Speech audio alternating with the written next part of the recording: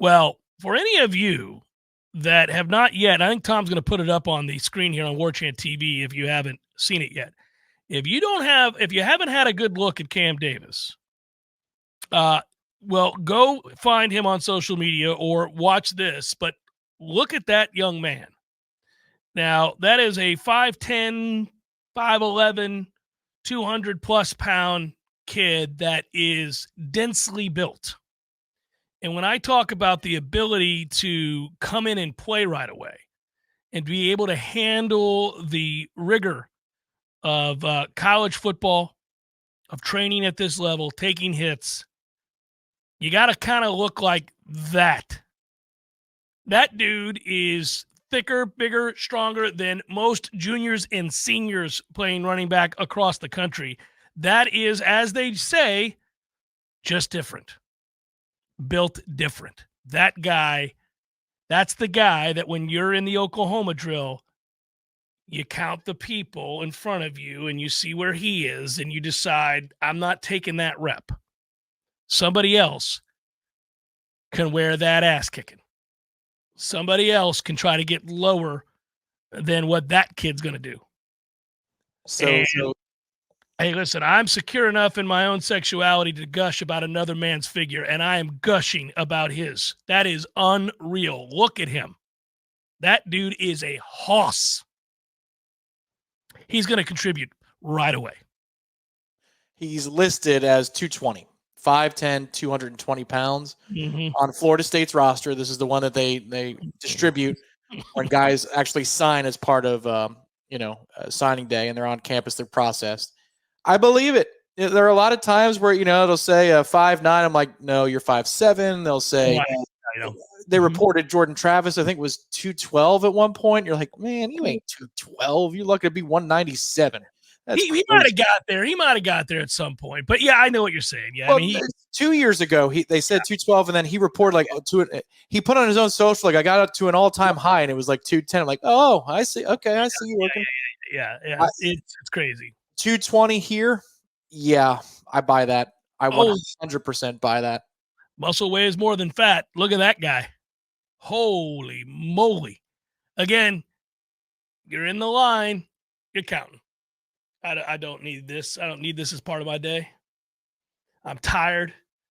I don't need to be out here getting trucked by this guy. I'm going to let Steve go get trucked. Steve, you're up. Oh, no. Sorry. Didn't realize Kam was coming up. Sorry about that, Steve. They're on to you eventually. At some point, you got to wear it because the third or fourth time you do it, they're like, hey, man, no, you're up. This is now a player that climbs to the top 5 that I really want to see in spring, because if there is the speed or the burst, it doesn't even have to be top end. If it's just short area burst that you can go from 0 to 60 at that size, he could contribute right away. The fun part about all of this, too, is that this isn't a guy that is a hired gun that you got at the last second. Maybe widely speculated about best and final offer, and he was the one that said yes. He said yes to Florida State at the end. This is somebody who's been committed to Florida State for years. This is a player who's already been described as a leader in the making. If not in his freshman year, he will be soon right after that. Somebody who played quarterback in high school. So he has 3.7 GPA, hard worker in the classroom, hard worker in the weight room, dedicated, leadership, focused, smart, ideal teammate, built like that. It is a gift to be able to bring in a kid who has all of these facets. I'm telling you, I don't do a lot of talking about kids in recruiting. I don't do a lot of projections for kids that have never played college football in which I give them a weighty praise that say, I really can't imagine he doesn't do anything but kick ass. Like, I don't usually do that because I get that high school football is so much different than big-time college football. But I did it with this kid. The second I saw his film, I went, oh, okay. We got us a guy here. And that was just watching the center of gravity, the fluidity with which he ran, the shifting directions at that size, and that, I mean, he is a bulldozer, a bowling ball. Nobody wants to deal with that. You can't get beneath those pads. It's a problem. This is where I hope that the offensive line, and they've thrown a lot of poundage at the problem. 330 here, 320 there. Even the kid from Harvard's a pretty big player too. I think 6'5", 330. So you bring in a lot of those types of players. You retain quite a few large bodies, hopefully one or two from that class a couple of years ago, elevate and get into that rotation of 8. If this offensive line is good, if this offensive line is better at running the basics that Florida State wants to run than they were last year, if you can put a player like a Ferguson next to a Keandre Jones, and because he said he'd play center, which I found interesting. So TJ Ferguson said, if I need to play center, I will. What if you had it where Darius and TJ and Keandre were your left guard to your right guard, and you just want to run straight ahead with players like Keziah Holmes, with players like Roydell Williams, and this young man, and Kam Davis? We could turn into a bully of an offense in short order, but the offensive line has to be the thing that changes from year over year, because we do have dudes now that know how to run downhill, run hard. I think the offense is going to be better than last year. And I've said it, I've hinted at it, I've talked about it. I didn't love the offense last year. Part of that was injury. Part of that was knowing you could win, kind of falling back on your defense and protecting your quarterback. And part of that was obviously the offensive line was a disappointment. So you had injuries that weighed into this.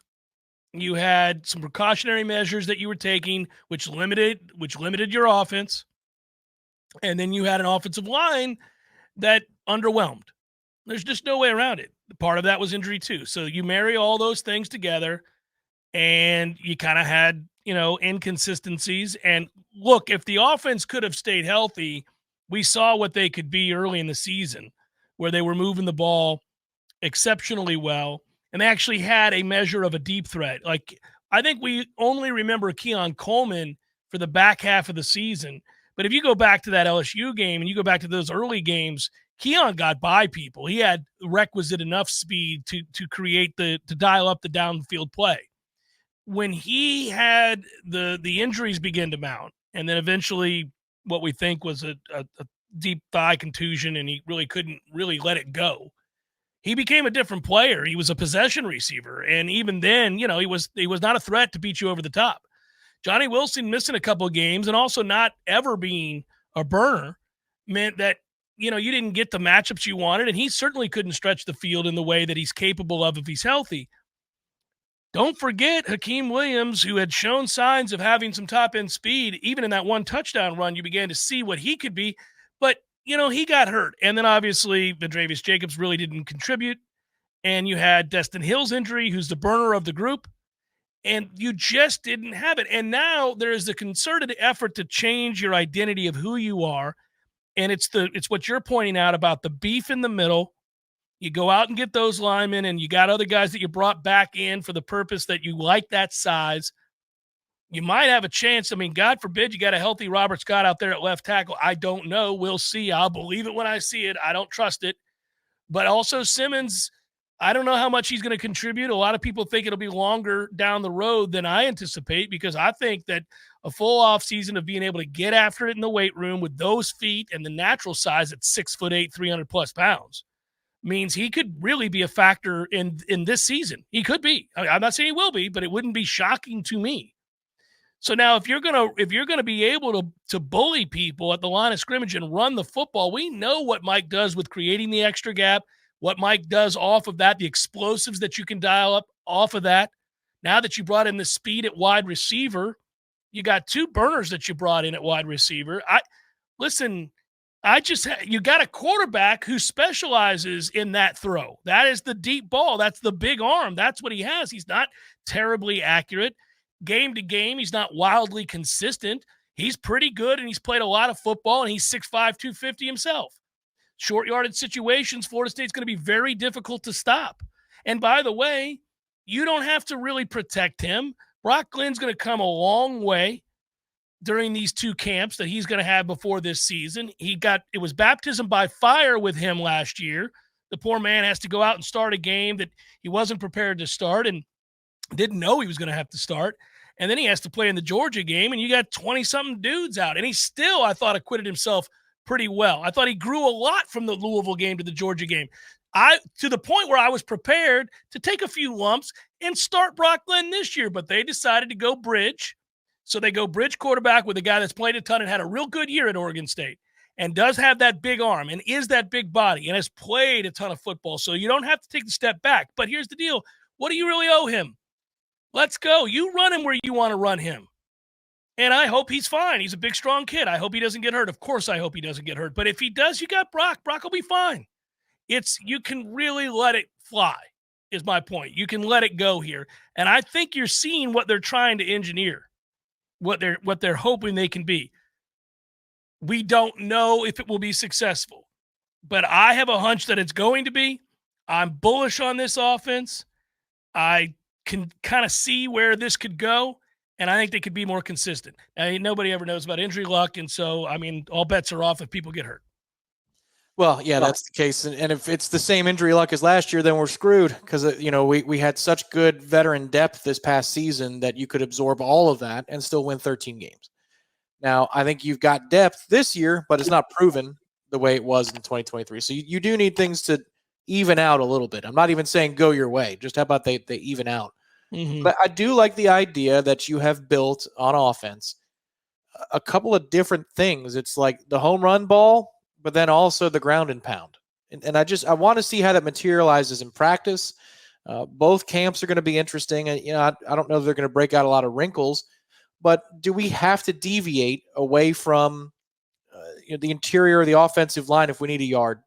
Or have we built up enough beef and have we built up enough toughness on the ground? Like Keziah doesn't run meekly. He doesn't. Neither does Roydell. Neither will this kid. And if you have DJ in addition to all of that and his size, come on, man. How about we are a team that imposes? That would be a different dimension. There's always trade-offs. There's always going to be a trade-off. If you want to specialize in one thing, you're going to give up another.